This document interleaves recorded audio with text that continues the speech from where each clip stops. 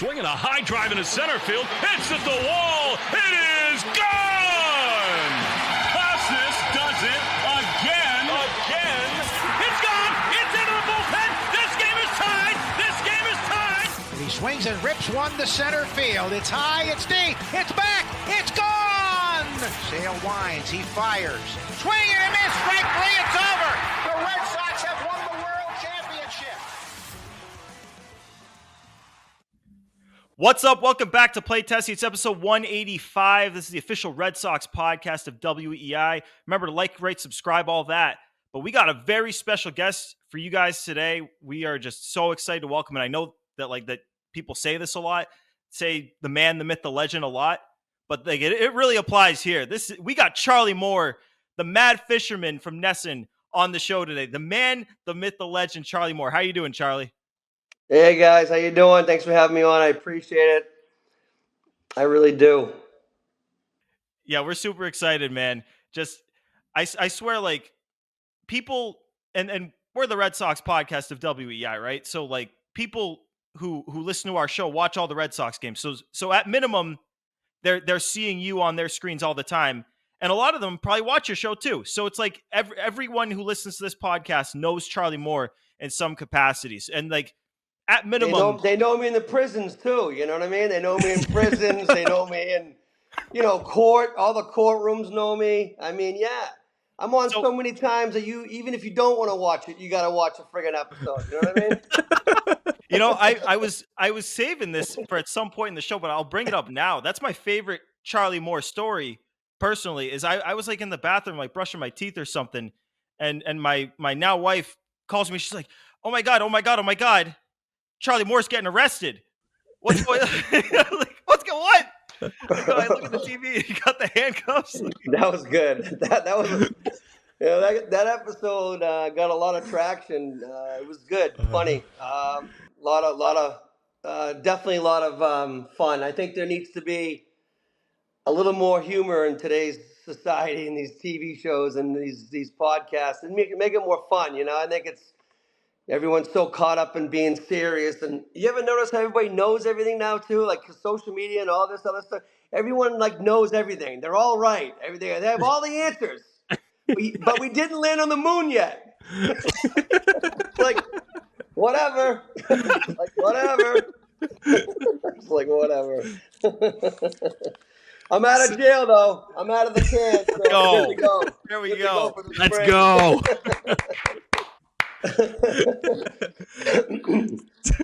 Yeah. Charlie, you're a huge Bruins fan. It's a two-part question for you, and it's not going to be a fun one.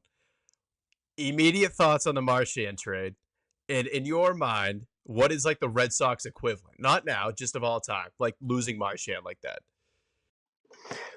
Well, I got to be a little careful here because of my obligations to Behind the B that I created and with the Bruins and Bruins Academy, but I'm never been one to shy away from a bar or a question or an opinion. You know what I mean? So, it needed to be done. If I could show everybody the raw footage from Behind the B, which we cannot air 75% of it, you'd be shocked. Great run, 16 years. I get people get emotionally attached, but look, I've been on Nesson 29 years. We've all had a great time. I hope the future's bright, but it's a business. It's what have you done for me lately? And, at the end of the year, the bottom line is we were not re-signing him, so he's walking away. So what they did right here for what they got just needed to be done. I felt like they won in the whole trade situation. I felt like it was the best thing for the team. I felt like it was best thing for the future. And like I said, emotionally, this has got nothing to do with how people feel about getting to be part of a family, it's no different than people at EI that have been on the radio for years. It's and then they're gone. It's a business. It's an unfortunate part of it. And, I think that the Bruins won in this, and I think the fans are upset, and I get that because I'm a fan too. I'm a fan first, and I get it. But I also understand that you got to put your big boy pants on, take off your diaper, and understand that it's a business, and I think that that's the case.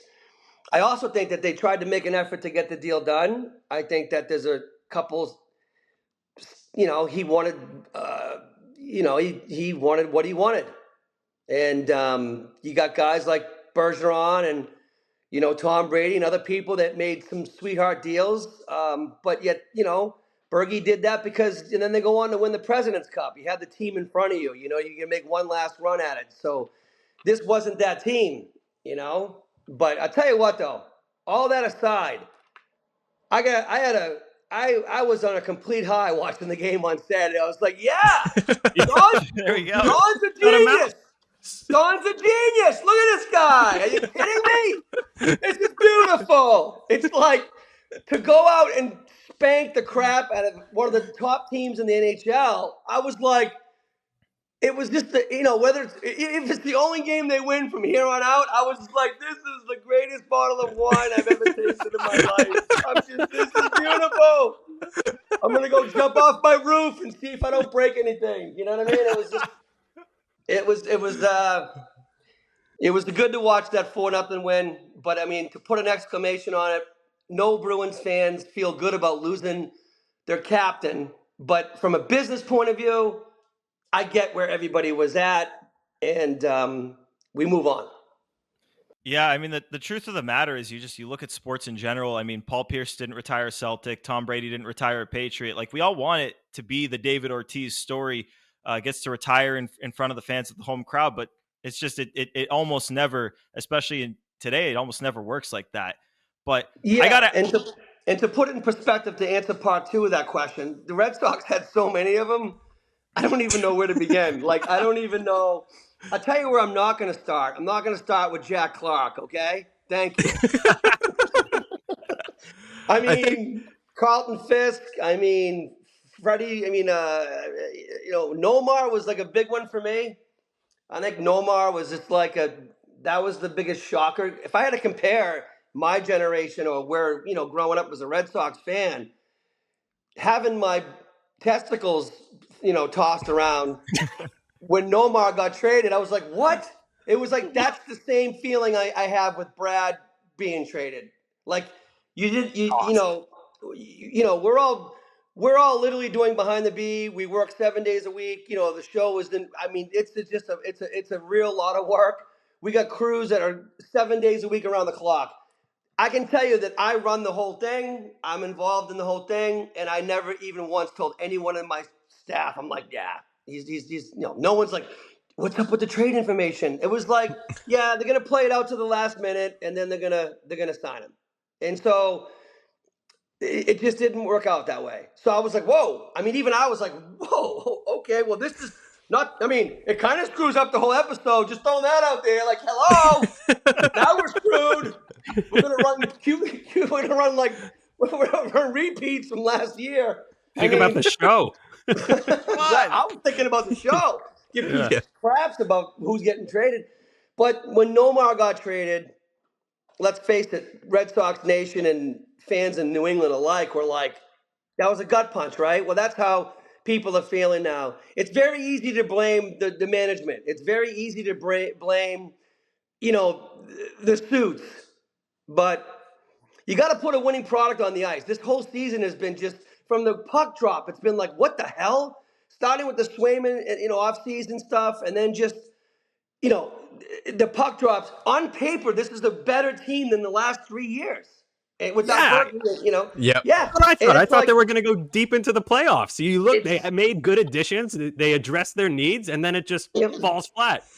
They haven't won 3 games in a row all year. What? I mean, is that true? That's wild. I mean, I could have made it up. I could have made it up. I don't know, but I mean, I believe you. I'm sure someone will correct me, but I mean, I got to watch every single game. So, I'm a huge Bruins fan. I'm a huge sports fan. I love the Red Sox and I love the Bruins and Patriots and everything in New England. But I mean, listen, you come from a strong line of sports fans when they're beating the shit out of the fishing guy on TV. I mean, I don't even have a pro team. It's like, Jesus Christ, God damn. What about the Revolution? Let's stick with them.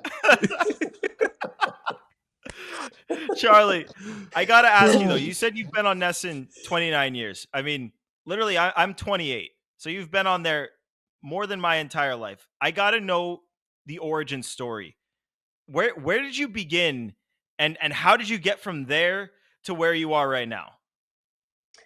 Well, Cliff Note version, because we don't have the encyclopedia version. The longest tenures there right now are Tom, Karen, and I. And Tom has me by like a couple weeks or couple months.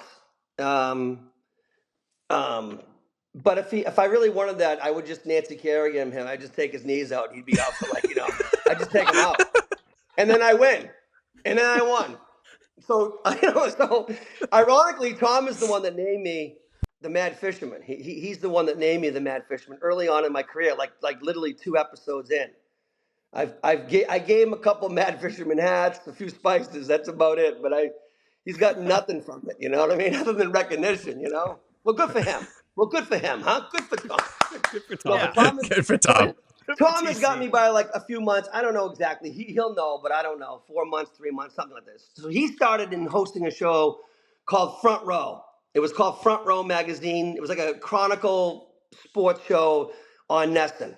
And that was 1996. So I got an interview. I called them so many times.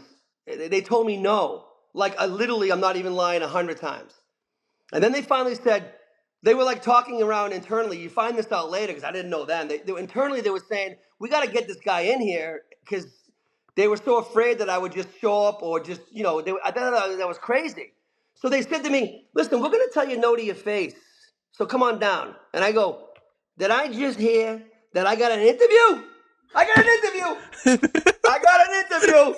This is beautiful. Okay, I'm coming down. So I go down there. And they're in the room, and everyone's in the room. All the people hosting stuff. Tom Larson, Krista Mastriani, Tom Karen. There's a few other ones I'm drawing a blank on right now. Anyway, they say, what do you do? I do BC Sports. What do you do? Tom's going to host the whole show with Krista Mastriani. What do you do? I'm going to handle college hockey, that kind of crap. Then they go, what do you do, Charlie? Who are you? What are you doing? What are you even doing here? I go, I'm the fishing guy. I'm gonna take out the celebrities and I'm gonna talk to them outside the locker room. They were like, oh, the guy goes, you been on TV before? I go, no.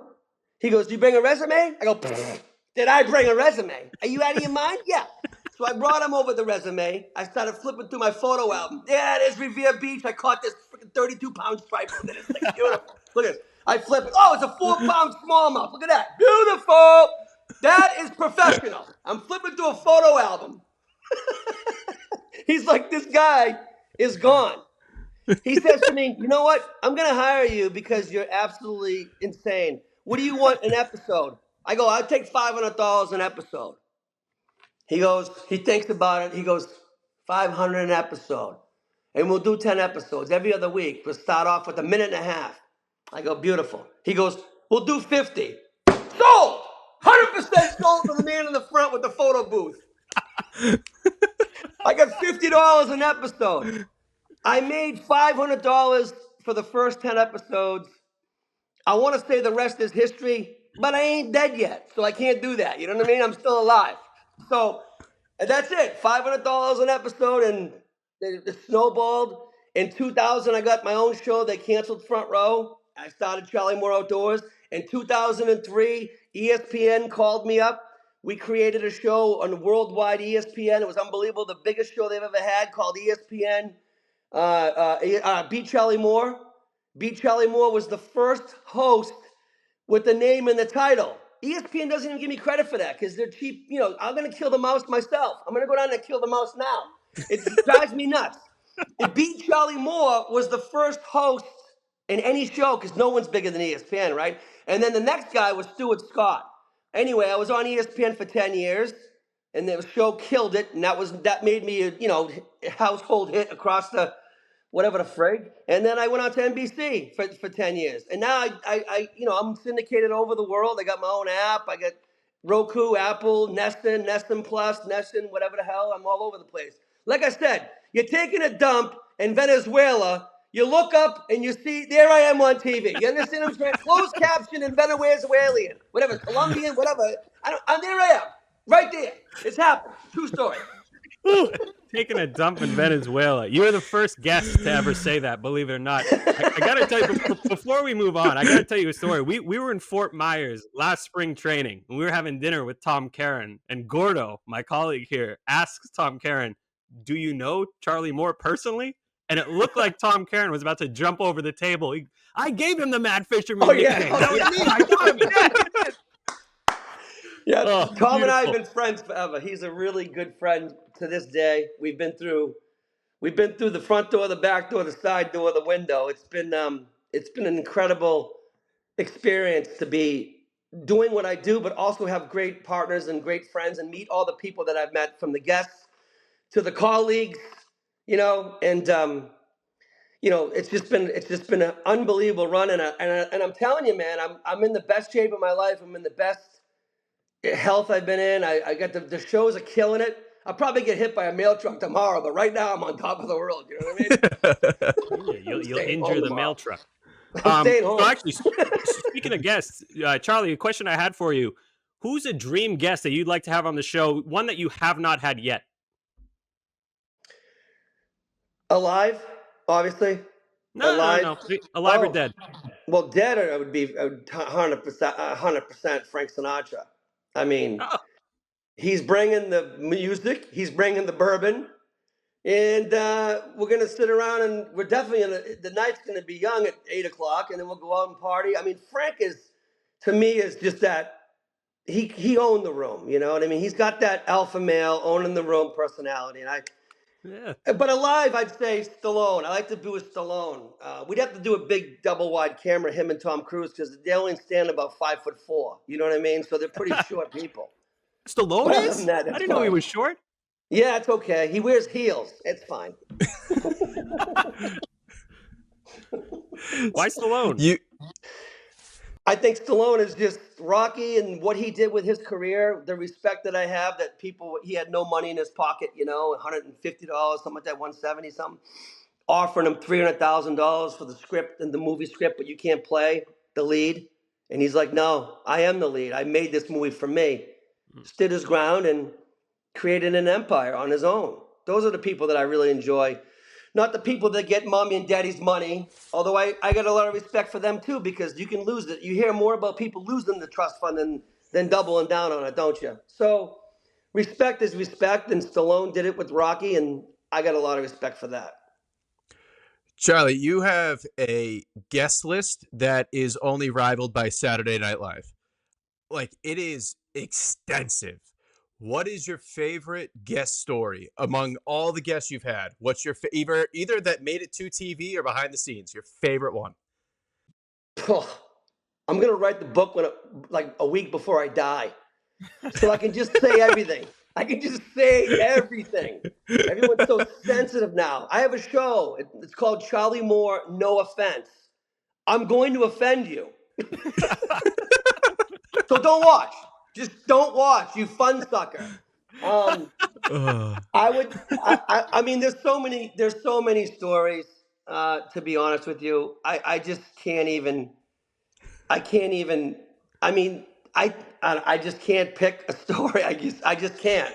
I mean, Hulk Hogan had some stories, man. But I gotta tell you, and I can't get into them because they're pretty good. And you can imagine what they're about. But the one story that sticks out the most, when I was a little starstruck, because I don't get really. I mean, I hang out with all these guys and they're my friends and blah blah blah blah.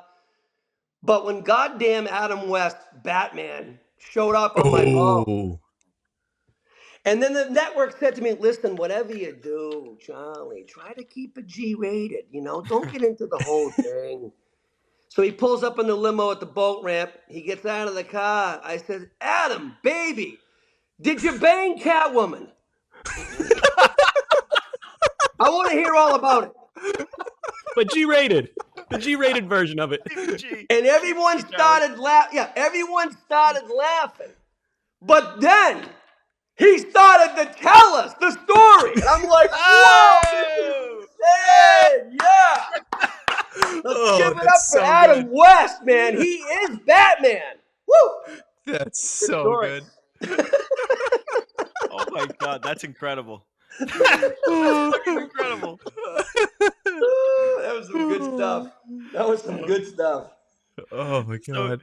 So, Charlie, you produce a show now, and it's hosted by your son, Travel More with Anthony Moore. I gotta hear about how that came to be, and how much do you love working so closely with your son on that? Well, first of all, if you know me, I like to touch everything and make it turn to gold. I'm a winner, and if people are gonna think about that negatively, they can pound sand. I don't think that there's any room for failure. So anything of all three of my kids, who are unbelievably wonderful kids, all three of our kids are just wonderful parents. And that's the biggest accomplishment in my life, because I'm borderline. I got 8 personalities, man. I got 8 personalities. You know what I'm saying? Can you imagine me picking up your kid at school? Hey, get in the car now, or I rip your ear off. The hell you looking at? I hate that teacher. So, the kids are all successful. My son Nicholas is an eye doctor, and he belongs on TV, if you know what I mean. He's unbelievable. My daughter's amazing. My son Anthony has earned every inch of what he's gotten. I'm not putting the kid in a position to fail. So I've trained him on how to be successful. He's got his own stick. I told Anthony, people are going to critique you because, daddy got you on TV. You just shut him up with friggin' Emmys. Shut him up with Emmys. Shut him up with good shows. Put your head down, close your ears, forget about the haters. You played football. I was the head coach for high school football for 10 years. I told you, everyone's going to be bitching because you're the quarterback and you are the coach's son. So don't throw 1, don't throw 2, throw 6 touchdowns today so they can't say nothing. Shut them up. So, and as far as Anthony, if he was answering this question for you, he would tell you how difficult it is to be around me. And it's fun, but I don't hold back because he's my son. He's got to perform. The show's getting better and better. The last episode was my favorite, called Burger Time. I mean, he's doing one right now from Chatham that is hysterical, and he's doing it on his own. I don't want to be holding his little, hand. He's doing a good job. So, look, I got a lot of shows. I got Travel More with Anthony Moore, Behind the Bee with Dennis Leary, Bruins Academy, Charlie Moore, No Offense, across the country and the world. Apple TV, Roku TV, Google Play, Charlie Moore Outdoors on all the Neston platforms. Plus, we have pretty much like 12 other shows that we're in production that no one knows I do. So we provide more content for the network than any other content provider. So we're busy, but to answer your question, and I'm glad that you asked that, and that means a lot. As a parent, it means a lot that you recognize that my son is, on TV and he's doing his thing, but he ain't getting no free passes from Daddy Boy. You know what I'm saying? Hell yeah. Hell yeah. Beautiful. I gotta back up. Have to know, what were you like as a football coach? Yeah, we got to hear something about the Have to hear about coach. this. Well, we won. We didn't What'd lose. you win? Damn What right. league was it? Everything he We touches won. turns to gold. We won 3 state champions. I didn't say that. That was Don Osillo. Don would say it on TV all the time. Don would say, Charlie Moore touches something, it's going to work. I mean, I didn't believe him, but I'm just repeating what he said. 3 state championships. Coaching three-peat, state champions, three-peat. I mean, we were, the best accomplishment I can give you about coaching as the coach. All the kids stick with me today. I've helped a lot of them out through life. They're friends of mine. I mentored these young men, and it really it's a joy to have people call you and coach. It's something I'm super proud of. And some of the best days of my life were spending time with the boys on the field and going out there and winning. But I got to tell you, a lot of people would beat me up to answer your question. They'd yell stuff from the stands. You bring a lot of attention, and right away, my personality and everything. But I got to tell you, it was just an amazing experience to be able to spend time and do that, and the lifelong relationships that I built with these players. It's very, very rewarding. So we are a Red Sox podcast. So I got to ask, all time, who's your favorite Red Sox player?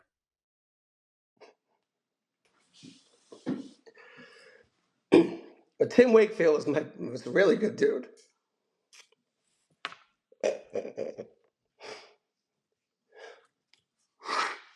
Yeah, one of the all-time greats, and just Charlie, Charlie, we could take this out. If there's anything I could re-ask the question and say, Charlie, your favorite player is Tim Wakefield. You want to say some words about him? I don't want to take anything out. It's what it is. I'm cool with whatever you want to do. I don't care. But to answer your question, it just hit me because Tim Wakefield was. I can't think of a better human being than Tim Wakefield. So I saw him not too long before it happened, and I was just like, we were in Florida. So, and his wife, Stace, was just amazing. So I've had a lot of great guests on TV over the years. Tim was one of the most competitive ones. My makeup is running. I'm sorry about my makeup. My makeup Don't running. worry My about it, makeup's running. No, this is raw. makeup- This is real, man. This is good, man. I mean, it's tough. It's tough. horrible. He was an all-timer. all-timer on and off the field, and everyone who had any semblance of a connection to the Red Sox as a fan, or anyone who worked closely with the team, knew how great of a person he was. Yeah, he was very competitive on and off the field. The only other person in sports world that was as competitive as him, in a non-kidding kind of way, was Bobby Orr. When Bobby and I fished, Bobby, like, it was a fight, and Tim was the same way. Tim would always tell me I had a horseshoe up my ass, is what Tim would always say to me, because he's like, how did you pull that one out? A funny story about Tim. When he gave up the pitch to Aaron Boone, and less than a month later, we were in Florida, and we were filming a show for ESPN. And then the overview script was the end of the show would end in a wiffle ball one-on-one match. So we played wiffle ball, and obviously you guys are competitive. We're all competitive. Tim and I played wiffle ball, and we were doing it in a parking lot of like a Holiday Inn Express, and the top roof was the home run. The second floor was a triple. The middle, obviously, double, and then bottom floor bushes were singles. If Did it he hit the pitch? ground it hit the ground before the bushes, you're out, right? 2 outs per team. We're gonna go 7 innings. So we go 7 innings, and we're tied up. We're tied up, and I'm pitching. And I'm like, in my head, I'm like, oh God, this is like playing out like the game like a month ago, right? So I'm like, so I throw him this pitch. It was the bottom of the 7th, and I threw him this pitch, and he crushed it. He crushed it, and he won the game. Oh yeah. And then so then when we did the whole filming, oh my God, he's running around the bases. I went over to him. I go, I threw you like a grapefruit ball. I didn't want to beat you, dude, the same way you just got beat a month ago. I tossed you a layup. You owe me. I said. Hey, he paid you back a year later. 1 year later. Yeah. So he was very good person. I mean, obviously, I've had some really, great Red Sox guests over the years. I think Wade Boggs was really cool. I mean, we had Orlando Cabrera on. I mean, there's been so many. But Jason Varitek, the bond that he and Tech and Wake had was unbelievable. And so, Jason Varitek is in that category with me too. I think Jason's an amazing human being, and he's just fun to be around. So obviously the Red Sox are very dear to me. And Tim Wakefield, I got to tell you another story, man. He's in the I'm in the press box in Fenway, and I'm like, it's like the 6th or 7th inning, and I was thinking about leaving, because I was like, okay, I'm going to leave. This is a championship game, playoff game. So, but I said, hey, listen, before I go, I'm going to text him and see if he's coming into the game to pitch. So I text him. I go, yo, what's up? Are you go? I'm thinking of leaving. You gonna be going? You gonna be hitting the mound? He responds back like 4 seconds late. I'm like, look at this. It's amazing. He goes, yeah, I think I'm going in. I go, I'll stick around then. Let's go. Unreal. I was like, I couldn't believe it. He was like, this is. He said to me, dude, he goes, what are you doing texting me during the game? I'm like, bro, what are you answering me? Yeah, that's on him. That's on Yeah. him. Then don't answer me. Yeah. That was funny. Yeah, good stuff. Charlie, last question before we wrap. For the first time in what feels like an eternity, the Sox actually, went out, spent some money, got a good roster. How do you feel about the 2025 season? Well, I don't want to revert it to how I felt about the 2024-25 Bruins season. On paper is on paper. Yep. Look, you got the Florida Panthers coming in, and they're not even in the playoffs 2 years ago, and they get a couple good trades, and and they make a run. They get in, the last game of the season, and then they go to the finals. You got the 8-8 Giants playing the 8-8 Dallas Cowboys, and and they get in the winner of that game goes to the wild card, and then the Giants make a run and beat the 18-0 Patriots. So, I mean, to be honest with you, I think they got a good team. There's a good energy, and that's the best part. How far they go, we don't know. But if the one thing about sports and the one thing about anything is camaraderie in the locker room. You hear about it all the time from the leaders. Having that good synergy, having those players that jive, having those guys get along and have fun and play well, then you're going to go far. You get a hot goalie and you get a lot of good synergy, then you're going to go far. So, look, man, on paper, thank God, right? They needed to go out because last year was it was kind of it was Just painful. middling. Yeah, it's Yeah. awful. I mean, so I just there's nothing better than Fenway Park in July, August. I mean, but you want to see some playoff, you want to see some baseball in October too. You know what I mean? Yeah. So, we miss it. Yeah, It'd be nice. But I think we're going to go far. But how far we go? I mean, look at the injuries that we got with McAvoy and Lindholm. I mean, come on, right? I mean, you got to be, injuries is something. You got to be, you get a couple players hurt, a couple starting rotation guys, and next thing you know, which I'm not going to wood that doesn't happen, but you really can't adjust for that. You have to play in the moment, live in the moment, and see where it takes you. One day at a time. One day That's at a it. time. Baseball more than anything, too. A game every day. Forget yesterday. Move on to the next. How do you guys feel about some of the new rule changes that they've been having the last few years? Do you guys like all of them? Pitch clock wise, I like the pitch clock. I was super against it at first, but I don't even notice it anymore. I'm a little weird on the automated strike zone, kind of fence riding. Like I like it, but I don't want too much of it because I like the arguments. Like I like when Cora yells at the ump for fucking something up. Yep, I need yep, a human yep. element. That everything they've done so far, I think, has worked. That's the one where you're going into some deep water, and I don't know. I think in the end, people will end up liking it. But that's a big change. Like that's bigger than the pitch clock.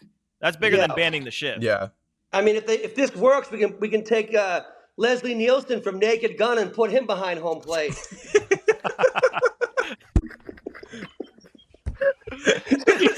The ball's halfway down. He's like, Steve Wright! Steve Wright! The ball's not even out of the glove yet, It's entertainment. That's all that matters at the end of the day. If people are entertained, we're all winning. We got content. We're all happy. Exactly. God, that's crazy. Charlie, we know that we're at time, man, and you've been super generous with your time, and we really appreciate you jumping on with us. But before we go, just let everyone know what's next for you. What do you got coming up? Plug anything you can. We want to hear all of it. Tell people where they can find you and when. Just download the Charlie Moore No Offense app on your iOSs. That's the best thing to do. I've got all the shows on the apps, and got new shows every month on Nesson, and new shows on syndication. So Anthony's got Travel More new shows, and we're basically everywhere. Like I always say, even if you don't like me, you're gonna have to watch me. Or is it That's the exactly it, man. Venezuelan? Yep. prison? When you're Yeah. taking a dump in Venezuela, I will be there. Hell yeah, brother. Let's go. I'll be watching. I will be there. That's the quote from the show. If you're taking a dump in Venezuela, I will be there. Charlie Moore. Love to All be right. on again. Love to be on anytime, guys. Love to be on. If you need me, I'm always available. Thank you for having me Absolutely. on. Really good time. Good energy. Sending positive vibes your way. Thanks for having me on. Appreciate you, Charlie. You're the best. Thanks so much. Thank you, boys. Thank you, Thank boys. you.